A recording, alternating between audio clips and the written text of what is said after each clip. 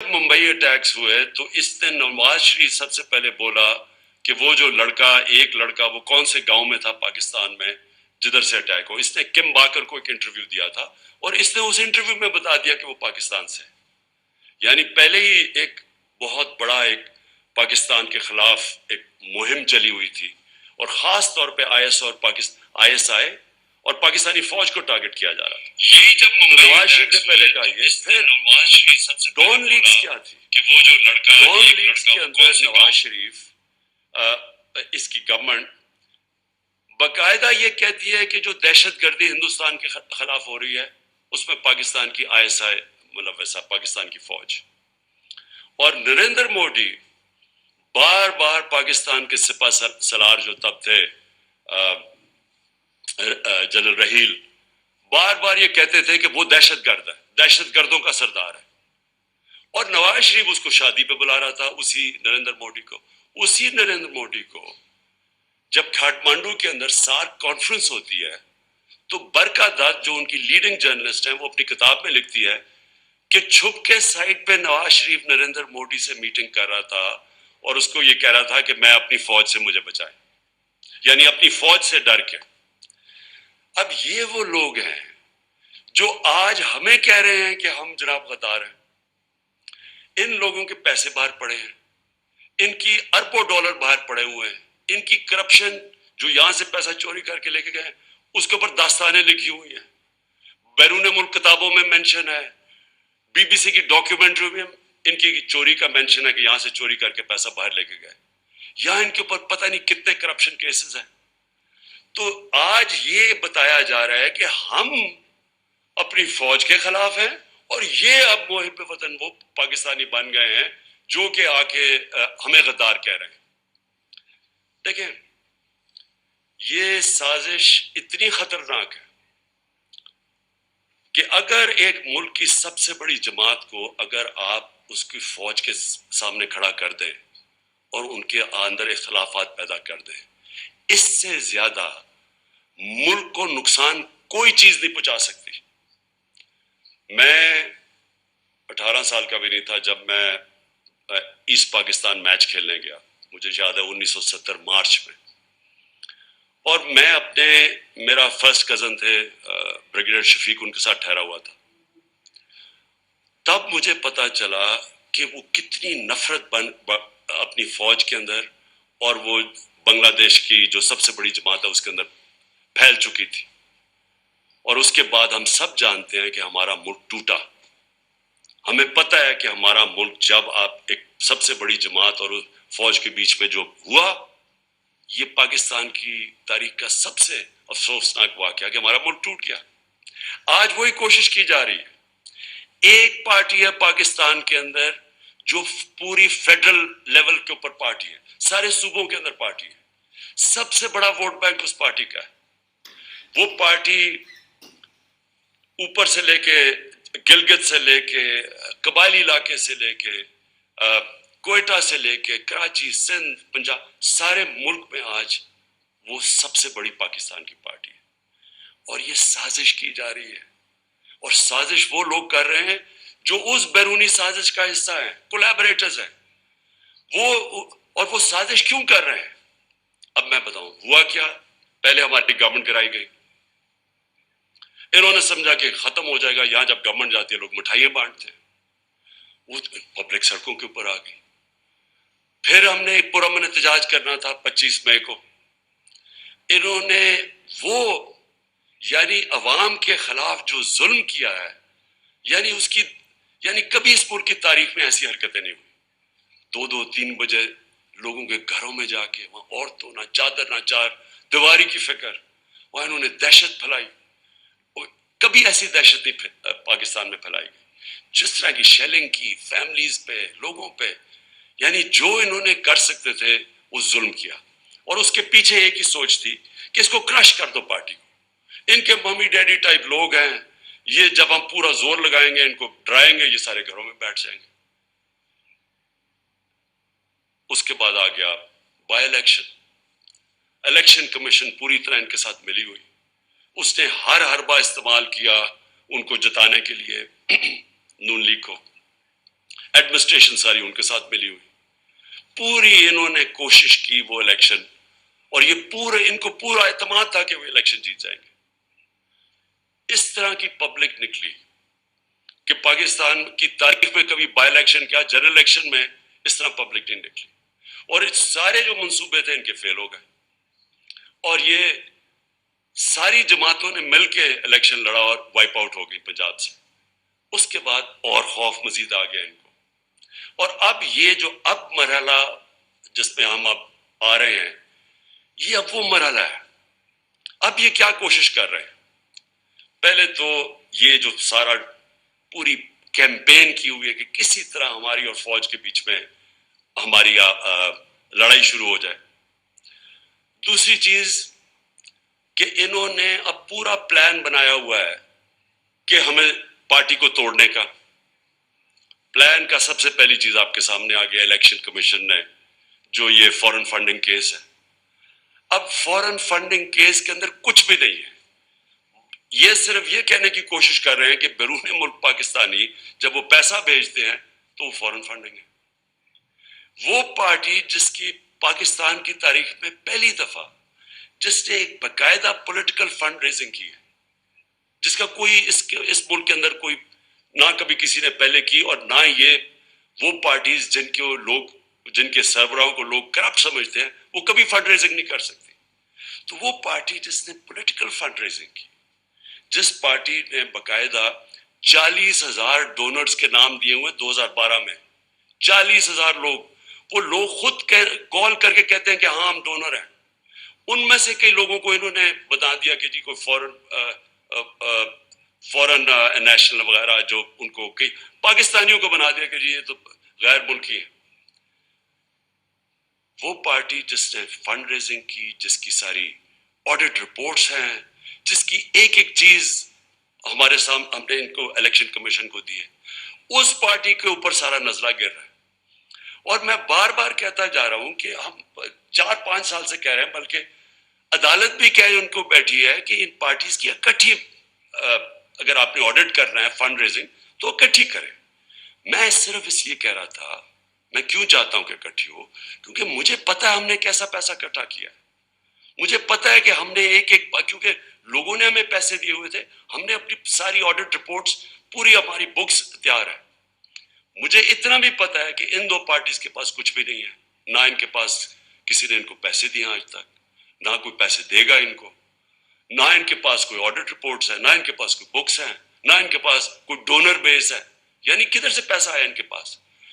یہی election commission عدالت کے آرڈر کے باوجود انہوں نے صرف تحریک انصاف کو کٹہرے میں کھڑا کیا ہوا, اور اتنی جھوٹی رپورٹ بنائی ہے, ایسی چیزیں اس رپورٹ میں لکھی ہے جو جس دن میں چیلنج کرتا ہوں, جس دن اس کے اوپر صحیح معنی میں عدالت کے اندر یہ تفتیش ہوگی, میں یہ چیلنج کرتا ہوں کہ پاکستان میں یہ ثابت ہوگا کہ ایک پارٹی نے اس ملک کے اندر صحیح معنی میں پیسے اکٹھے کیے ہیں جو پولیٹیکل فنڈ ریزنگ ہوتی ہے.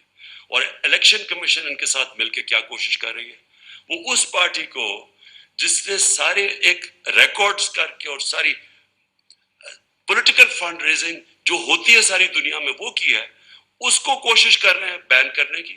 اس سازش کا حصہ, یہ وہی سازش کا حصہ ہے کہ کسی طرح, کیونکہ اب ان کو یہ آپ ہرا نہیں سکتے, الیکشن آئیں گے تو یہ جیت جائے گی, تو اس کو آپ ٹیکنیکلی ناک آؤٹ کرو. تو ایک وہ انہوں نے عارف نقوی کا نام لے لیا. 2012 میں صرف اپنی قوم کو بتانا چاہتا ہوں کہ پاکستان کا جو رائزنگ سٹار تھا, جو اس ملک میں سب سے تیزی سے انٹرنیشنل سین کے اوپر, جو فائنانس کے تیزی سے اوپر جا رہا تھا, اس کا نام عارف نقوی تھا. اس نے کراچی الیکٹرک, ہم نے نہیں اس کو کراچی الیکٹرک کی پرائیویٹائزیشن کی, وہ ان دو پارٹیز کے دور میں وہ اس کو کراچی الیکٹرک کی اس کو دی گئی تھی پرائیویٹائزیشن, اور اس کی بل گیٹس اس کو پیسے اس کو انویسٹ کر رہا ہے اس کے فنڈ کے اندر, وہ پرنس چارلز کی چیریٹی کو پیسے دے رہے ہیں. اور یہ الیکشن کمیشن کہہ رہی ہے ہم 2012 کی بات کر, کہتی ہے 2018 میں وہ فراڈ اس کے اوپر چارجز لگے. یعنی اس لیول پہ انہوں نے جا کے کوشش کی ہے کہ کسی طرح ہمیں ڈسکریڈٹ کرے, اور میرا نام لے دیا کہ جی اس نے سرٹیفکیٹ دیا ہوا ہے اور اس نے ریکنسیل کیا اکاؤنٹس.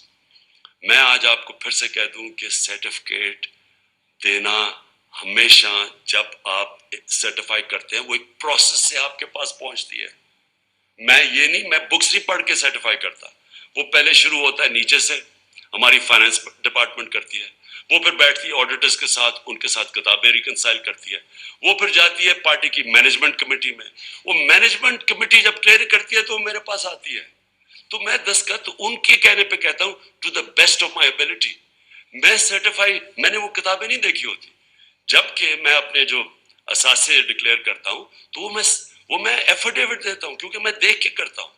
تو اس کے اوپر یہ کوشش کر رہے ہیں ڈسکوالیفائی کرنے کی. ایک یہ ان کا طریقہ ہے. دوسرا اب یہ توشہ خانہ کیس ہے. میں پھر اپنی قوم کے سامنے ایک اور چیز کہتا ہوں, ساروں کا جو اس ملک کے پرائم منسٹرز اور پریزیڈنٹ بنے ہیں, جو اس ملک کے اندر بڑے بڑے عہدوں پہ رہے ہیں, سب کو تحفے ملتے ہیں, آرمی چیف کو ملتے ہیں, سب کو ملتے ہیں.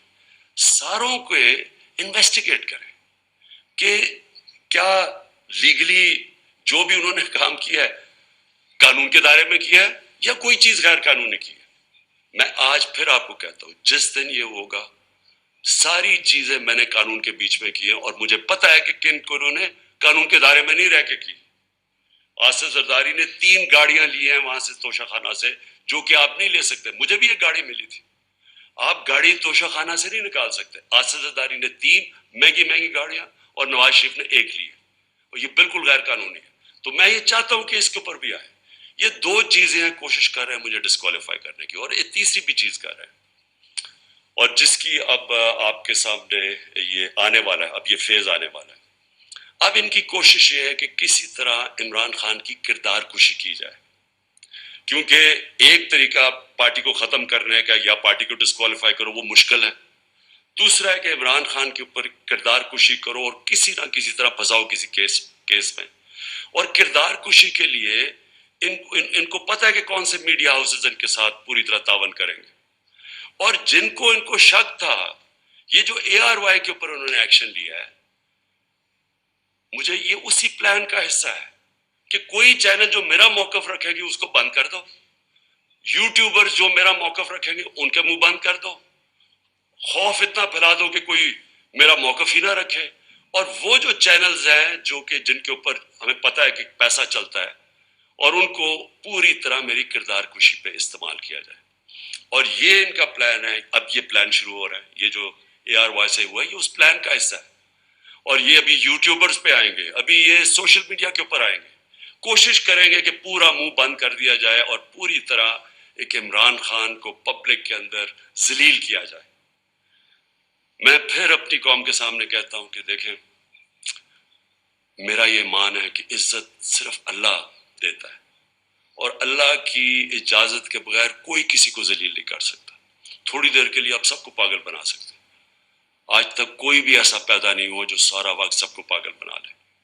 مجھے صرف افسوس یہ ہے کہ یہ جو پروسیس کرنے اب جا رہے ہیں, یہ جس طرح کی اب سختی دکھا رہے ہیں, یہ جو ایک پورا ایک نیا کہ مسل دکھا کے تو اب ہم ان کو کرش کریں گے, لوگوں کو ڈرا دیں گے, دھمکا دیں گے, اور صرف ملک کا نقصان کر رہے ہیں. میں اپنی قوم کے سامنے کہہ رہا ہوں کہ یہ جو اب فیز آ رہا ہے ان کا, اس سے ہمارا ملک ڈیمیج ہوگا. ملک کا سوچنا چاہیے.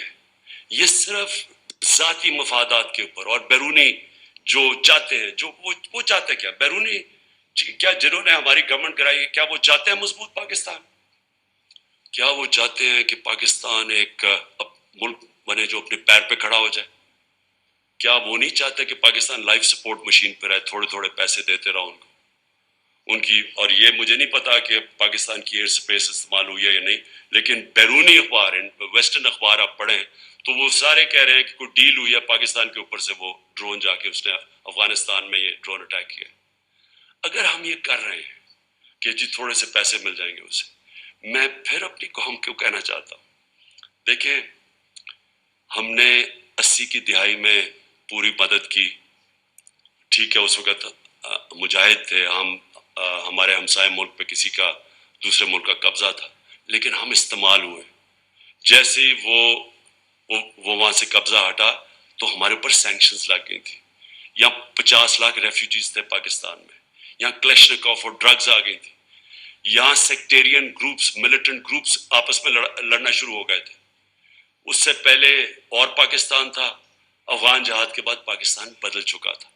फिर हमने उनकी मदद की, और सबको पता है कि जब वॉर ऑन टेरर में धमकी मिली और हमने उनकी मदद की, क्या मिला पाकिस्तान को उससे? 20 अरब डॉलर मिला। तो जो नुकसान पाकिस्तान का हुआ, जो 80,000 लोग हमारे कुर्बान किए गए, जो हमारे फौजियों ने शहादतें दी, तो किस लिए हमने किया? हमें तब भी ये इस्तेमाल किया गया, धमकी मिली, हमारे में हमारे घुटने गोडों में जान ही नहीं थी कि खड़े होके हम एक खुददार कौम की तरह उनका फेस करते। हम फिर झुक गए, और बड़ी भारी कीमत कौम ने अदा की उसकी। छोटी सी एलीट है जिनको पैसे, वो जो पैसा आता है वो बाहर भिजवा देते थे, उनके बैंक अकाउंट्स बढ़ते रहे, लेकिन कौम को तो नुकसान हुआ। अभी भी मुझे खतरा है कि अगर हम ये थोड़े से डॉलर्स के लिए उस एजेंडे का हिस्सा भी बन जाए, और वो उस एजेंडे से हम फिर किसी कॉन्फ्लिक्ट में फंस जाए, किसी किस्म के इंतशार में फंस जाए हमारा मुल्क, तो आखिर में हमें माजी से पता है कि फायदा थोड़ा होता है, नुकसान बहुत ज्यादा होता है। और अभी भी मैं ये आज जरूर कहना चाहता हूं कि ये जो हम देख रहे हैं टीटीपी की एक्टिविटीज पख्तूनख्वा में, और हम देख रहे हैं उन्होंने टारगेट कर रहे हैं, मेरे कई तहरीक इंसाफ के वजीर और मेरे एमपीज मुझे बता रहे हैं कि उनको धमकियां आ रही हैं अब टीटीपी की तरफ से। मैं इसके ऊपर भी मुझे हैरत है कि उन दिनों में तो जब टीटीपी एक्टिव थी तो वो तो ये कहती थी कि जो अमेरिका के कोलैबोरेटर्स हैं उनके खिलाफ है, इसलिए हम अटैक कर रहे हैं। तो यहाँ तो वो गवर्नमेंट है जो एक आजाद पाकिस्तान चाहती है, तो उसको क्यों टारगेट किया जा रहा है? मुझे इसमें भी एक साजिश नजर आ रही है। मैं समझता हूँ ये भी एक साजिश के तहत गेम चल रही है हमारी पार्टी को कमजोर करने के लिए। और वो जो एक बैरूनी साजिश, वो चाहते हैं कि कमजोर हमारी पार्टी जितनी कमजोर हो, उसके बाद उनके लिए आसान होगा मुल्क को कंट्रोल करना। तो मैं और फिर आता हूं शहबाज गिल के ऊपर। देखिए, शहबाज गिल ने जो कहा, और अगर वो कानून के खिलाफ था तो बड़ा आसान है उसका। हमारा आइन मुल्क का, हमारा कानून एक प्रोसीजर बताता है कि उसके ऊपर चार्ज लगाएं, उसको मौका मिले अदालत में जाके अपनी सफाई पेश करने का। और क्या उसने किस कॉन्टेक्स्ट में कहा, क्या कहा, उसे हर इंसान को, हर दुनिया की कानून का निजाम उसको मौका देता है अपनी सफाई पेश करने। लेकिन जो ये हुआ, उसकी गाड़ी को शीशे तोड़ दिए, उसको जिस तरह उठाया, उसके ड्राइवर को मारा गया, पता ही नहीं किधर गायब हो गया वो, हम ढूंढते फिर रहे हैं, पता चलवा रहे हैं कि जी वो किधर ही गया। ये कौन से कानून और आइन के मुताबिक हुआ? और मैं अपनी पार्टी की तरफ से वाज़ेह कर दूं, हमारा क्योंकि फिर से जीना मरना इस मुल्क में है। मेरे कोई बैरूनी मुल्क के साथ से नहीं पड़े कि मैं जब मुश्किल पड़े तो बाहर भाग जाऊं। मैंने तो जीना मरना यहाँ है, मेरा तो कुछ नहीं बाहर। हमारी तरह के लोगों को ज्यादा इस मुल्क की फिक्र है, और जिसको इस मुल्क की फिक्र है वो चाहता है कि उसकी फौज मुल्क का एक मजबूत इदारा बने। वो कभी नहीं चाहेगा कि उसका मुल्क का इदारा कमजोर हो। वो लोग जिन्होंने इस मुल्क से क्या किया था पहले, मैं ये चाहता हूं कि आज अब एक छोटा सा क्लिप देख ले। मैं सिर्फ चाहता हूं, इससे बहुत बड़ी स्टेटमेंट्स है हमारे पास, लेकिन मैं मीडिया के लिए सिर्फ दिखाना चाहता हूं कि सिर्फ ये क्लिप देखें कि शहबाज गिल ने क्या कहा, और ये देख लें कि ये जो बड़े बड़े नाम आज फिर रहे हैं जो हमें कह रहे हैं गद्दार है, उन्होंने क्या कहा और उनके ऊपर क्या एक्शन लिया गया। यानी वो उन्होंने क्या कहा, क्या इलेक्शन लिया गया, और जो एक्शन लिया गया शहबाज गिल के ऊपर, ये जरा देखें। कमर जावेद बाजवा साहब, आपने हमारी अच्छी भली चलती हुकूमत को रुखसत करवाया, जजों से जोर जबरदस्ती से फैसले आपने लिखवा के मुल्क तोड़ने वाले फौजी जर्नैल, उनकी लाशों को पाकिस्तान के झंडों में लपेट कर उनको दफनाया गया। कराची के बहन भाइयों, एक या दो अफराद इदारा नहीं हुआ करते। एक या दो अफराद इदारों की बदनामी का बायस बना सकते हैं, और जब वो इदारे की आड़ लेते हैं तो उसमें फिर इदारे के ऊपर नाकाबिले तलाफी नुकसान होता है।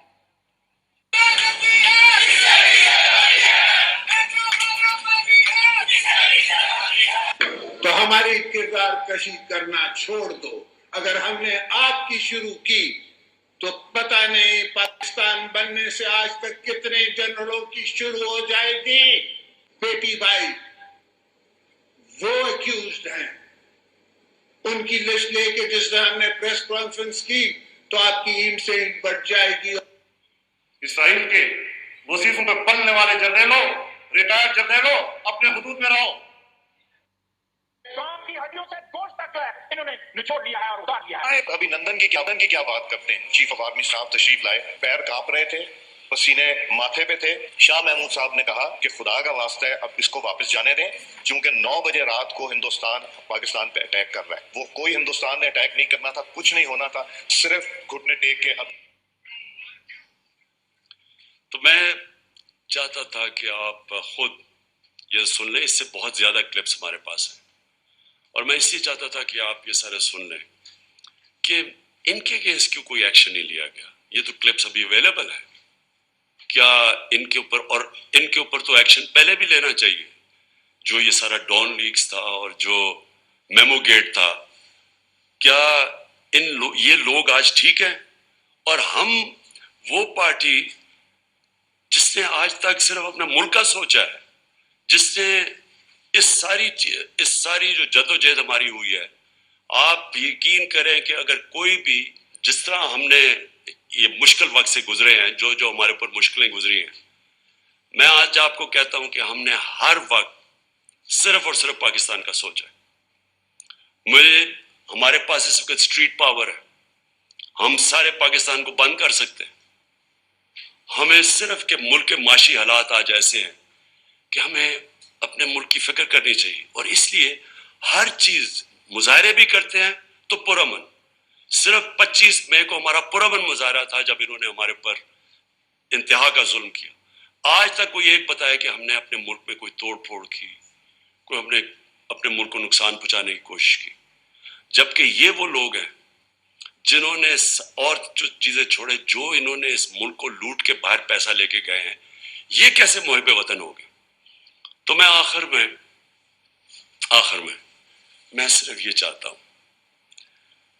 کہ یہ جو کوششیں ہو رہی ہیں سازش کر کے ایک ملک کی سب سے بڑی جماعت کو توڑنے کی, ہمارے لوگوں کو توڑنے کی بھی کوشش کی جا رہی ہے, اور کہ الیکشن میں کسی طرح یہ اتنے کمزور ہو جائیں کہ جب یہ الیکشن ہو, اور الیکشن کی پلاننگ کر رہے ہیں کہ یہ اتنے کمزور ہو جائیں, اور پھر نواز شریف آئے وہاں سے انگلینڈ سے, اور اس کے بعد کہیں کہ جی دیکھیں عمران خان کو بھی ڈسکوالیفائی ہو سکتا ہے اور وہ بھی ہو سکتا ہے, ہم دونوں کو ایک ملا دیں, اور اس کے بعد یہ پھر وہی اسی الیکشن کے ذریعے الیکشن کروائیں. یہ گیم ہے بیسکلی کہ کسی طرح ہمیں چھوٹا کر کے کٹ ٹو سائز کریں. میرا اگلا سوال یہ ہے, جو بھی یہ پلاننگ کر رہے ہیں, کیا یہ پاکستان کے لیے بہتر ہے؟ کیا پاکستان اس میں سے دلدل سے نکلائے گا؟ پاکستان کو تو اس وقت سب سے زیادہ ضرورت پولیٹیکل سٹیبلٹی کی ہے, کہ ایک تکڑی گورنمنٹ آئے, اسٹیبل گورنمنٹ عوام کی پاور سے, جو پھر اس ملک کو اس دلدل سے نکال سکے. کیا اس میں یہ جو پلان بن رہا ہے, کیا اس میں پاکستان میں پولیٹیکل سٹیبلٹی آ جائے گی؟ اور جو بھی یہ پلان بنا رہا ہے, کیا اس کو اپنی ذات کا سوچ رہا ہے یا ملک کا سوچ رہا ہے؟ یہ صرف تھوڑے سے لوگ اپنی ذاتی مفادات کے لیے اس ملک کو ادھر لے کے جا رہے ہیں, اور مجھے افسوس سے کہنا پڑتا ہے کہ خدا نہ خواستہ یہ ادھر نہ چلا جائے کہ ہم سب کے لیے اس کو نکالنے کے لیے اپنی اور نیشنل سیکیورٹی کمپرومائز کر دیں. ابھی بھی مجھے خطرہ یہ ہے کہ ابھی بھی ہم کوئی ایسے فیصلے نہ کر لیں جس سے ہماری نیشنل سیکیورٹی کمپرومائز ہو. صرف ایک راستہ ہے آج, اگر ہم نے اس سے نکلنا ہے, صرف ایک راستہ ہے, اور وہ ہے صاف اور شفاف الیکشن. اگر ملک کو ہم نے اس مشکل سے نکالنا ہے, اس کے علاوہ صاف اور شفاف الیکشن کے علاوہ جو اور راستہ لیں گے, ملک مزید اور نیچے جاتا رہے گا. جس طرح کی مہنگائی آج ہے, جس طرح کے لوگوں کے حالات ہیں, جس طرح کے بجلی کے بل ہیں, ہر چیز مہنگی, اور ابھی مزید اور مہنگی ہوگی کیونکہ ڈیویلیویشن جو ہوئی ہے, یہ ساروں سے عوام کے اوپر بوجھ بڑھتا جائے گا. اور پھر سے آخر میں صرف صاف اور شفاف الیکشن سے ہم اس سے نکل سکتے ہیں.